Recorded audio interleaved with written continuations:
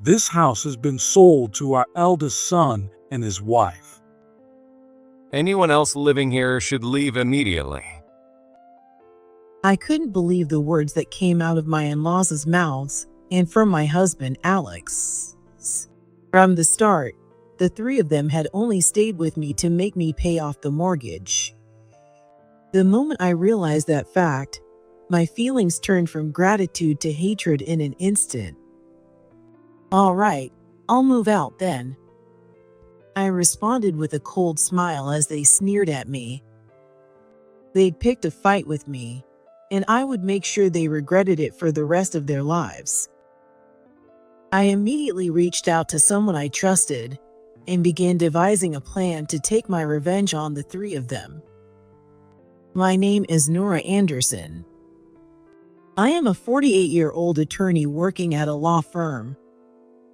Currently, I have been supporting my in-laws and my husband financially. It all started when I gave my in-laws a house as a gift. Alex and I got married when I was 30 years old. Right around the time our wedding was decided, Alex's father was involved in an unexpected accident. He injured his leg, making it difficult for him to walk without assistance, and he had to start using a wheelchair. Since Alex's mother wasn't young enough to care for him on her own, I became worried about their well-being and decided to gift them a barrier-free house. Initially, they said they would live in an apartment, but I suggested a place halfway between Alex's workplace and mine so that we could quickly reach them if anything happened. My father and I owe so much to the Anderson family, and I want to repay that kindness. My father had passed away before I got married. In the final years of his life, he had accumulated a large amount of debt, and our family finances were in dire straits. We had been forced into a vicious cycle of borrowing money to pay off previous loans, living what felt like a nightmare. It was Alex and his family who saved us from that situation. Alex and his parents had covered my father's debts for us. If the debt is the only thing stopping you from moving forward, we'll handle it, no problem. My parents feel the same way. Exactly. Your father's debt came from a company bankruptcy, right? Not from reckless spending. Of course, we'll help. That's right. When someone's in trouble, you step in to help. You shouldn't feel guilty about that. Without any hesitation, Alex and his parents provided financial support to cover most of the debt. Both my father and I cried as we expressed our gratitude, and I threw myself into studying for the legal clerk exam. The total amount of money they lent us was just under $50,000. With the income I'd make as an attorney, I knew I could pay them back in full during my lifetime. The idea of leaving such a huge favor unpaid was unacceptable to me. I swore to pass the exam and become a lawyer. And once I became a lawyer, I would repay every penny I owed to Alex's parents. Fueled by that determination, I worked tirelessly. Thanks to my effort, I passed the legal clerk exam on my first try. I received congratulations not only from my father, but also from my in-laws. I quickly found a job and began working at a law firm. The director was a kind person, and there were skilled attorneys at the office who guided me. I rapidly improved under their mentorship. Before long, I met clients who signed exclusive contracts with me, and now, as a female attorney earning over $100,000 a year, I've become a prominent figure at the firm. By the time my career had stabilized, my father and I managed to finish paying off all the debt to my in-laws. With nothing tying him to this world anymore, my father followed my late mother and passed away. After my father and mother passed away, leaving me alone, Alex proposed to me.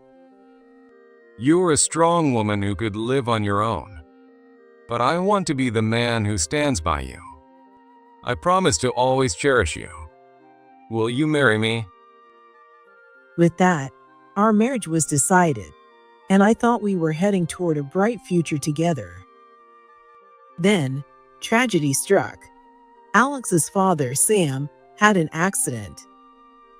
Because of the immense kindness they had shown me before, I insisted on helping despite their protests and offered to build them a brand new, wheelchair-accessible home.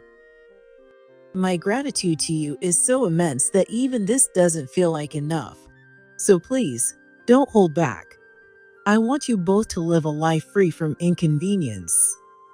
I meant it from the bottom of my heart. It wasn't just polite words. It was my true, heartfelt emotion.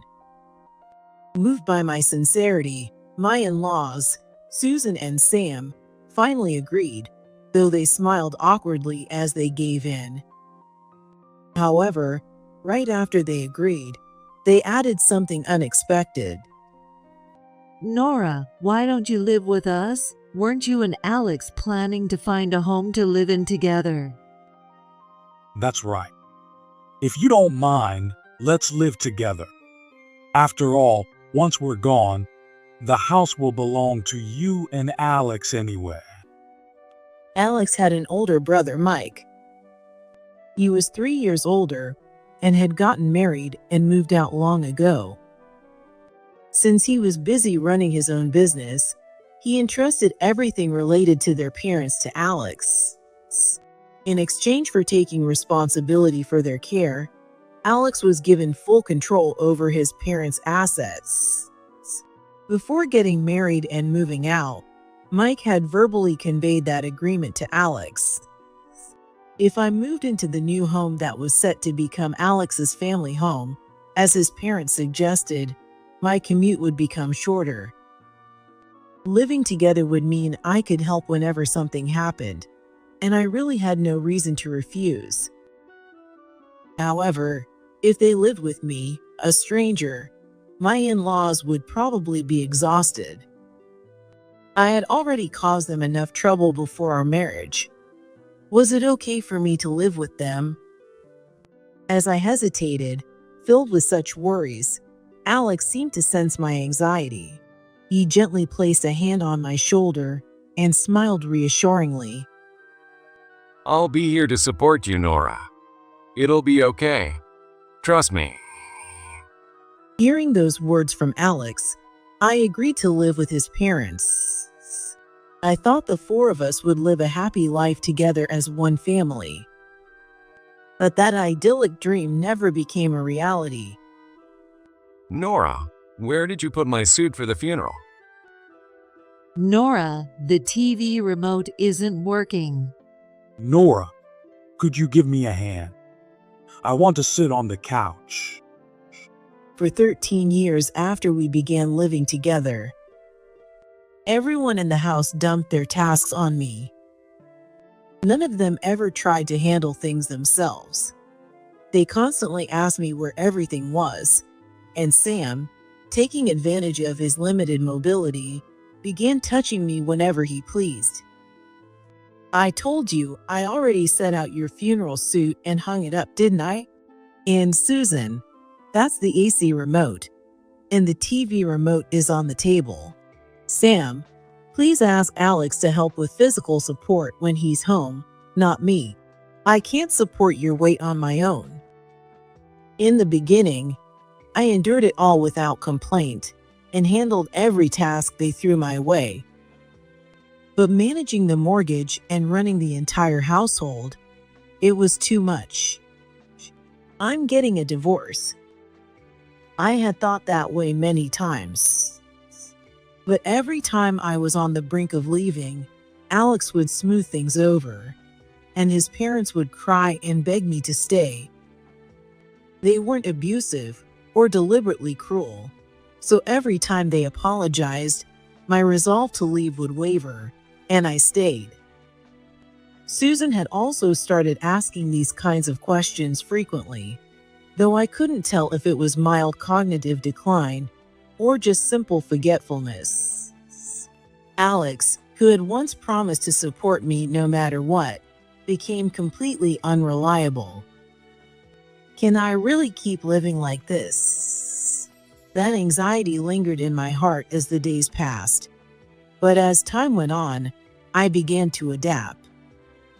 Before I knew it, I had adjusted to the routine, completed tasks before anyone asked, and even voiced my opinions clearly to Alex and his parents. However, I couldn't turn a blind eye to Sam's inappropriate behavior, and I found myself complaining not only to Alex, but even to Susan. I can't ignore what Sam does anymore. Lately, he's been pretending to be confused just to touch me. Please say something to him. Sam had not been officially diagnosed with dementia.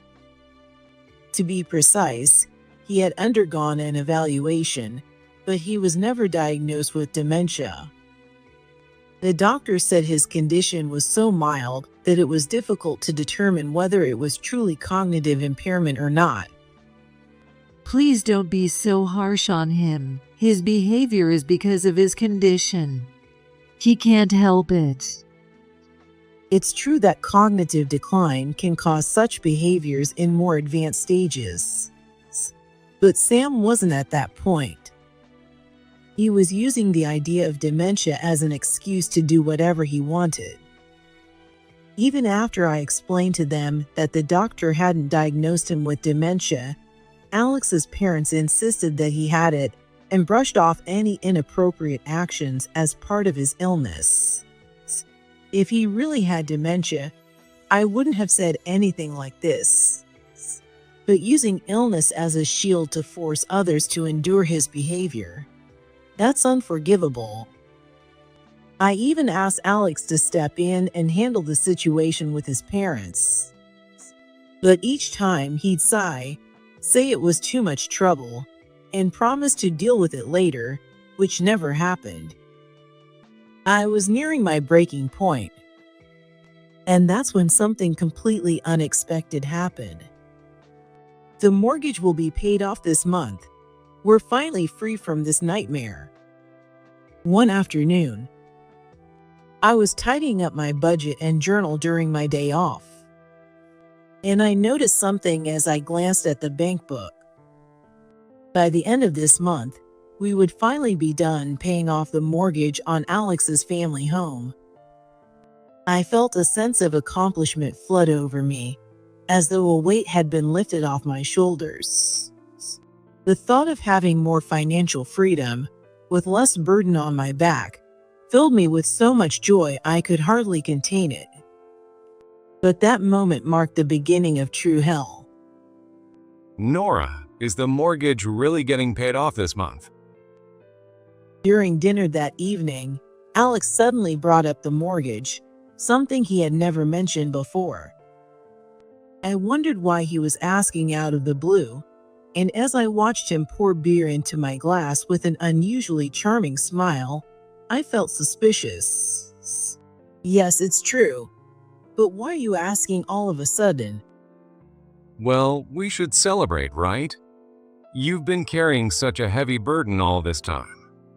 Let's throw a big party to celebrate and thank you. His unexpected words left me speechless. I never thought Alex had been aware of how much I had shouldered. If that's the case, then help out around the house a bit more.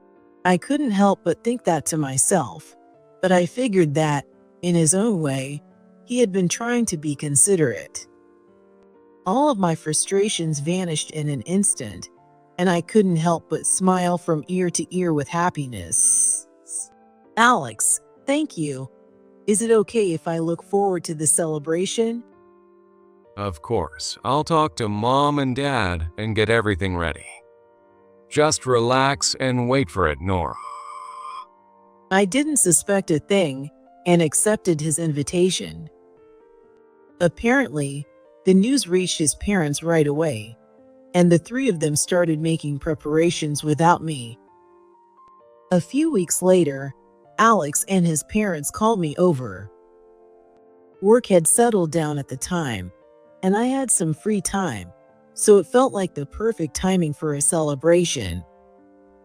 Sorry to call you over out of the blue, but we have something to discuss with you. It's no problem at all. Today we have something important to tell you from our whole family. Something important. I wondered if they were talking about the celebration, but would they really make it sound so ominous if that were the case? Normally, they just say it outright without being so mysterious. Feeling a bit uneasy, I sat down and listened to them. Actually, now that the mortgage is paid off, we want you to leave this house. What? The unexpected words made me blurt out a bewildered response. Leave the house because the mortgage is paid off. What were they saying? Did I mishear them? It would not be surprising if I were confused. I was stunned, unable to comprehend Alex's words or respond. Seeing my confusion, his parents quickly followed up. We've sold this house to our eldest son and his wife. What? It made no sense at all. First, they told me to leave, and now they said they sold the house to Mike and his wife. In short, they were saying I was no longer needed, but there's no way I could accept something so absurd and unfair. What had I done to deserve this? We've received such a wonderful house from you. We have no use for you anymore. We only stayed with you until the mortgage was paid off, but now that the house is ours, you're completely unnecessary. I had felt immense gratitude toward Alex's family.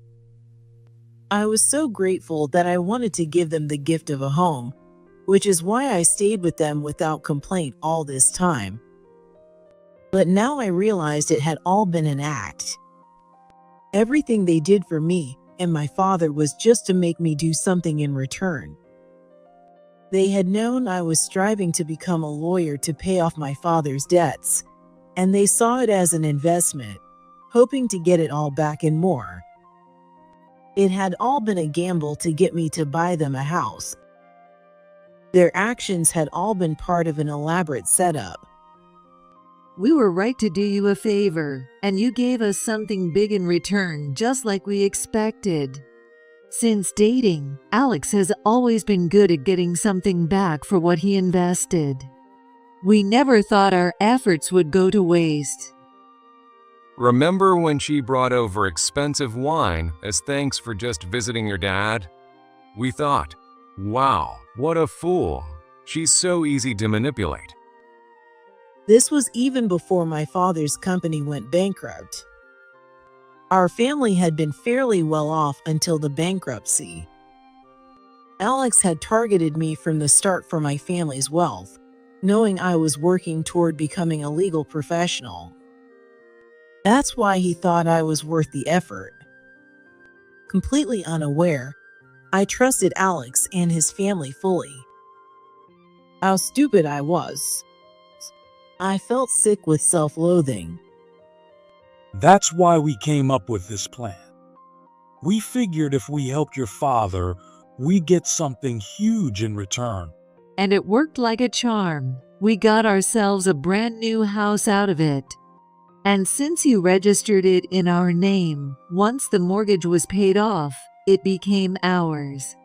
We can do whatever we want with it now. It's none of your business anymore. I couldn't possibly accept the smug words of these three, who spoke so heartlessly, as if they weren't even human. From the very beginning, everything had been orchestrated. For 13 years, they had quietly waited for this moment. They never loved me, and they saw my father as nothing more than a money tree. They were never genuinely sincere with us. They had planned everything from the start to entrap my family. The reality was so devastating that I felt like the world was collapsing around me. I felt as though I was sinking into a pit of despair. It was despair. At that moment, there was no better word to describe my state. I couldn't comprehend the things they had done, the things they were saying, or the things they believed. So, that's how it is. You're not part of this family anymore. Get out. You got a lot of stuff to pack, right? You can't do it all tonight, so let's give you until tomorrow. Be grateful for that at least. Get your things together and be gone by then. This house belongs to the Andersons now. Oh, and I want a divorce. There's no point in staying married to you anymore, and I'm done listening to your nagging. When you leave tomorrow, make sure you sign the papers. The Anderson family. Those words weighed heavily on me.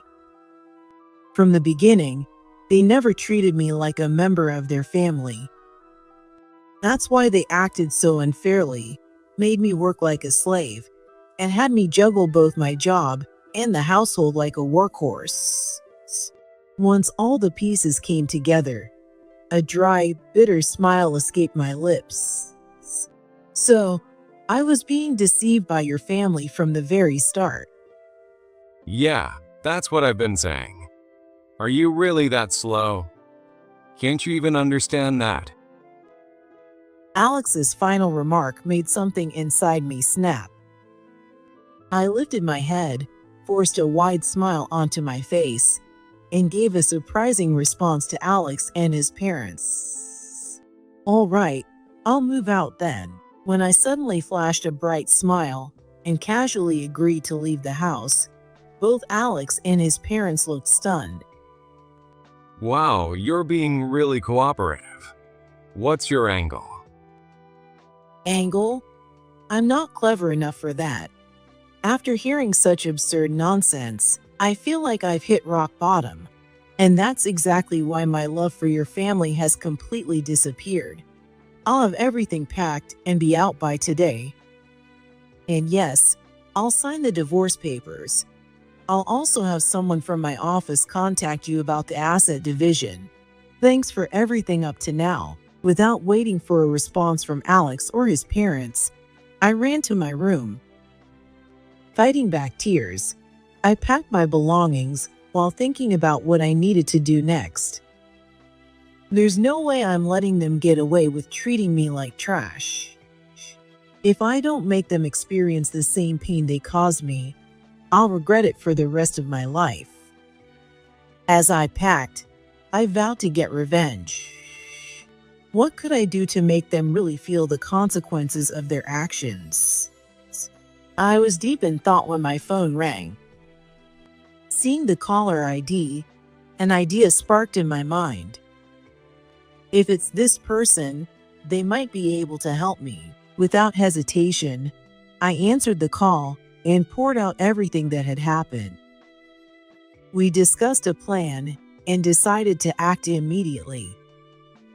Once I finished packing, I left the house without saying goodbye to Alex or his parents.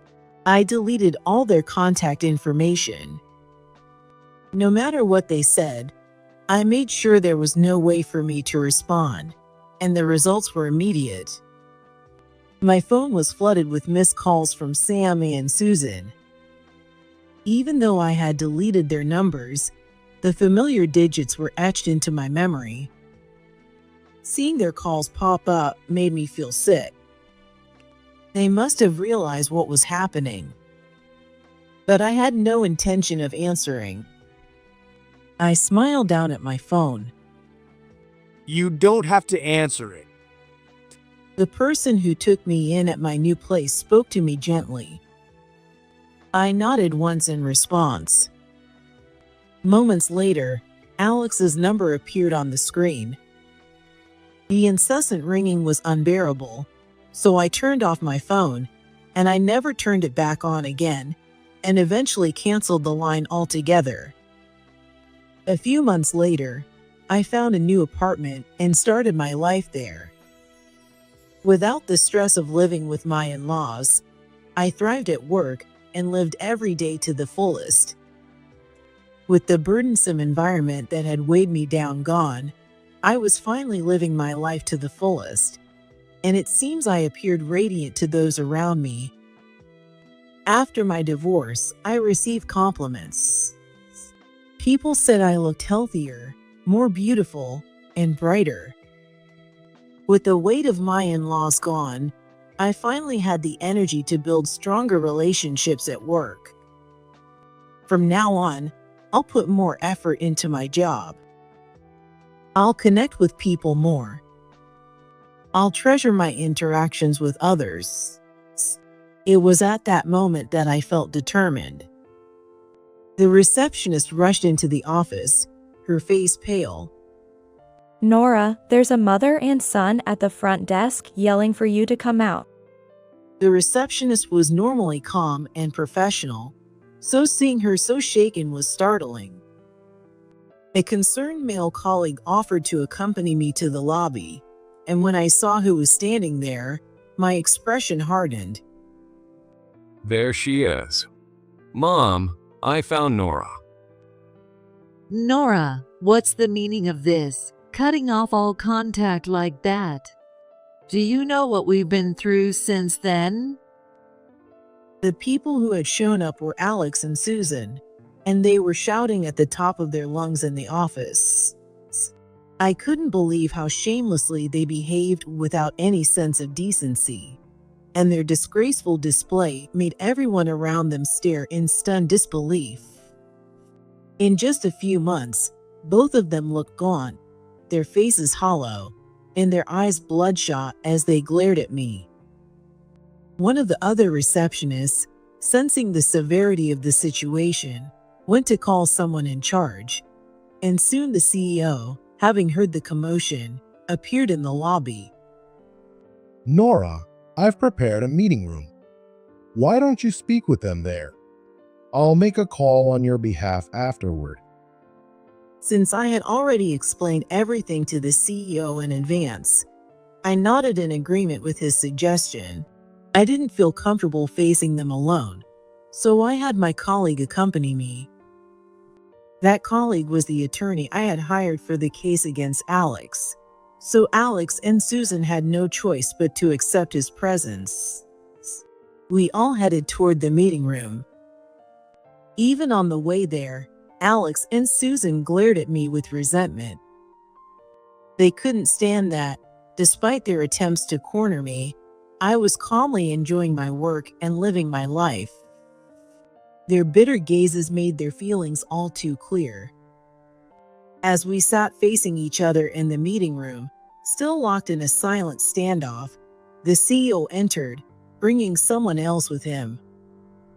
Sorry for the delay. What? No way. Why is my brother here? The person the CEO brought in. It was Alex's older brother, Mike. Mike stood tall, radiating fury as he glared at the two of them. There's nothing complicated about it. You two went way out of line. Mike had a rough past and was once the leader of a local biker gang in his youth. Now, however, he ran his own construction company and was respected by his employees, who affectionately called him the boss. He had a strong sense of justice and couldn't stand underhanded behavior. When I needed help after losing my home, I reached out to Mike, and he was furious when he learned what had happened. With no place to live, he let me live in an apartment owned by his company.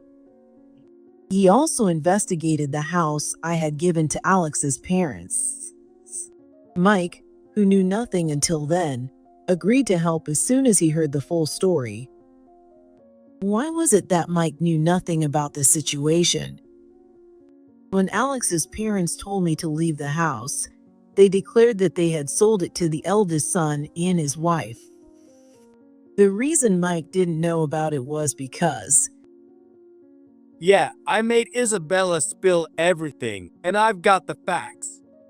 You really thought you'd get away with doing this to Nora? Think again. At the mention of Isabella's name, Alex and Susan's faces turned pale. Isabella was Mike's wife, and the mastermind behind everything. Isabella, the eldest son's wife, had always disliked me for some reason. She was a homemaker who had always followed Mike's lead. And it wasn't because Mike had ordered her to do so. A woman's role is to manage the home. Her parents had instilled that belief in her, and since they lived that way themselves, it was only natural for her to believe that women were supposed to handle all the household chores. To her, a woman who couldn't handle household duties wasn't a real woman. But how must I have looked to her when I appeared in her life? Having her nearly 40-year-long belief shattered, she must have found my passionate dedication to my work blinding. On top of that, Isabella was notoriously bad at cooking. Mike, and even Sam, had asked Susan to teach her how to cook. That's how bad it was. I'd heard that from Alex himself. Meanwhile, I could manage household chores just fine, even while balancing a career. I imagine she couldn't stand the fact that I excelled at everything she struggled with. She was probably overwhelmed with envy, unable to stand the fact that I could do everything she couldn't. She began throwing snide remarks my way whenever we crossed paths. She'd say things like, "You only care about work and neglect your home," or "You make your husband handle household chores. You're such an unworthy wife."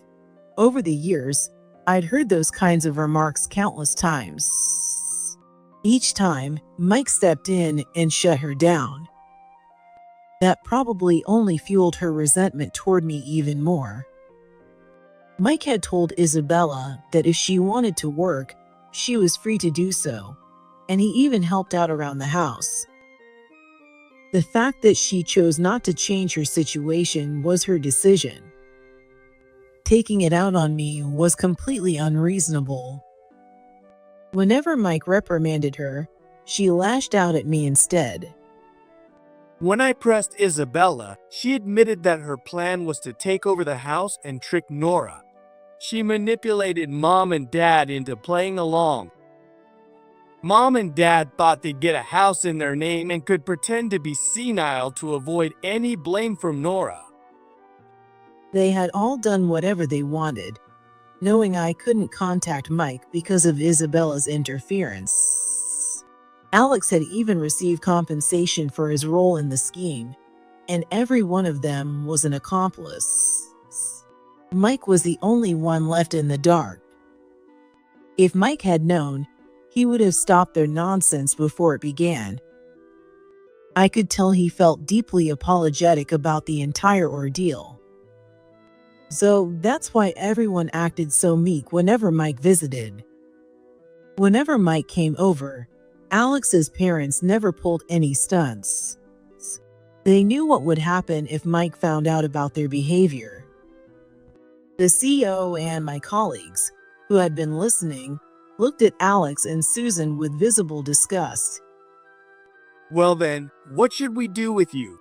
You've disgraced our family and caused so much trouble for Nora. I'm not planning to let a single thing slide. But this wasn't our idea. It was Isabella who started it all. Exactly. We just got sweet-talked into it, and we didn't mean any harm. No harm, you say? Alex's words made me snap. I suddenly stood up, my face twisted with fury, and yelled at Alex and Susan. After everything you did, do you really think no harm intended excuses it? Do you have any idea what I went through for 13 years while living by your side? The moment I finally let out all the emotions I had been holding in, tears of anger and frustration streamed down my face. Neither Alex nor Susan had ever seen me cry before. No matter how much hardship I endured, I never showed weakness and always held on. Even when Sam used his supposed dementia as an excuse to do whatever he wanted, I never shed a tear and silently endured it all. To them, I had always been a strong woman who never cried. The person they had always thought of as calm was now raising her voice and shedding large, bitter tears. It was no wonder they were stunned, questioning the reality of the scene unfolding before their eyes. Do you even realize how much I was grateful to you all and wanted to repay your kindness? And to think that the way you treated my father was because of such a selfish reason. I'll never forgive you. I'll never forgive any of you. At that moment, Mike signaled someone to enter the meeting room. A man in a black suit walked in and sat down on the sofa on our side, staring intently at Alex and Susan. You will be held fully accountable for what you've done. What? Susan let out a bewildered yelp, unable to grasp what was happening. This man is the attorney Mike hired for me. He's not only known as one of the top lawyers in my firm, but is also like a mentor to me.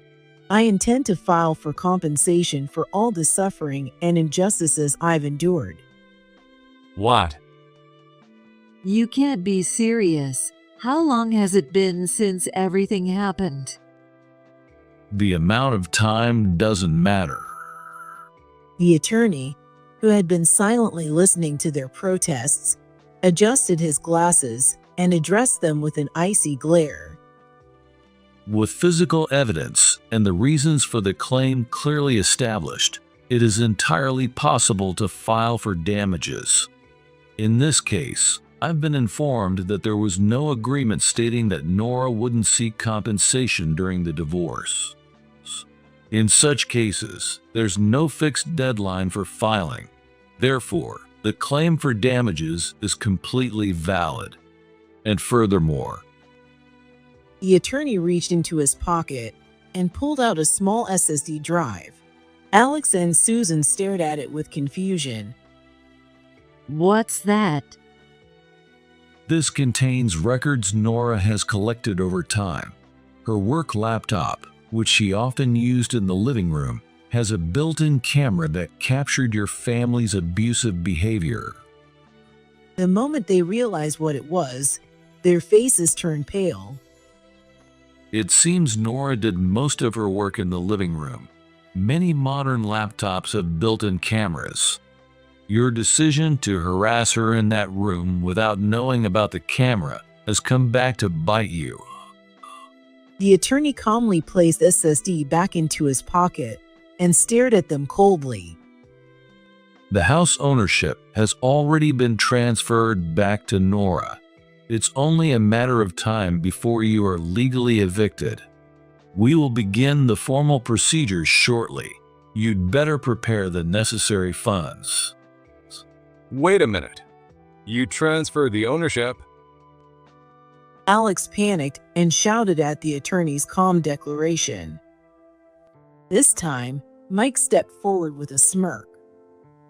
I'm the one who helped Nora get the ownership back. Thanks to you trying to switch it to Isabella's name without permission, it was surprisingly easy to transfer it back.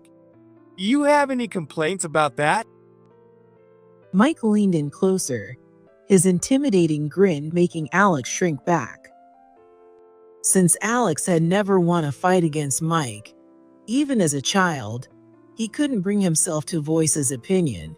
Susan, listening in silence, also kept her mouth shut. We'll also be billing you for the legal expenses related to this transfer. That's only fair, isn't it? You caused this mess, so you're responsible for cleaning it up. Mike stood tall, arms crossed, as he delivered his harsh words. Alex and Susan were completely speechless. Mike had also informed Isabella of everything and told me that he planned to divorce her once the matter was settled. Even though I didn't know what was happening, I'm truly sorry for what my family put you through. I'll support you however you need. Just say the word. I bear responsibility for what they've done. If Mike hadn't reached out to me that day while I was packing, I don't know where I would be now. I might still have been suffering alone. If Mike had been on their side, or if I'd had no one to turn to, I wouldn't have been able to recover like this. Having even one person who stands by you can make a world of difference. Grateful for Mike's kindness and support, I glared at Alex and Susan and delivered my final blow. I will never forgive you for using my father and me to enrich yourselves. No matter how much you atone, I will never forget or forgive you. If you ever show up here again, I'll report you to the police without hesitation. From now on, handle everything through my attorney. Don't ever show your face in front of me again.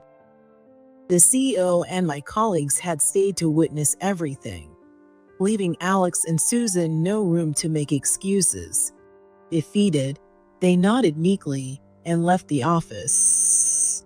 Shortly after, Alex and his parents moved out of the house. Mike negotiated compensation for me, taking into account the money I was forced to spend on the house, the sham marriage, and the emotional and physical suffering I endured. The settlement was $70,000. I really wanted to squeeze more out of them, but this was the most realistic figure after consulting with the attorney. As Mike lamented in frustration, I shook my head firmly, signaling that he had nothing to feel ashamed of. In most cases of emotional abuse, the maximum compensation is around $30,000. Given the severity of the additional offenses, securing a higher amount was a victory. I was nothing but grateful. The house was returned to me within a few days. Even the furniture and appliances were retrieved intact under Mike's supervision during their move-out process. That house is now being rented out. It's still too spacious for me to live in alone, and the location and accessibility features make it a highly convenient home. Mike advised me that it would be a waste to leave it unused, which gave me the idea to rent it out.